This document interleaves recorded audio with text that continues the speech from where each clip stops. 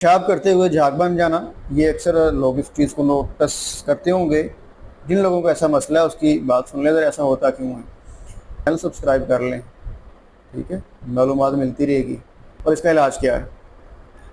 पेशाब करते हुए अगर झाग बनती है और काफ़ी ज़्यादा बनती है और मुसलसल बन रही है, तो ये सिम्टम है कि आपके यूरिन में से प्रोटीन खारिज हो रहा है ज़रूरत से ज़्यादा, या इसका यूटीआई इन्फेक्शन हो सकता है, या ये हो सकता है, या पानी की कमी हो सकती है।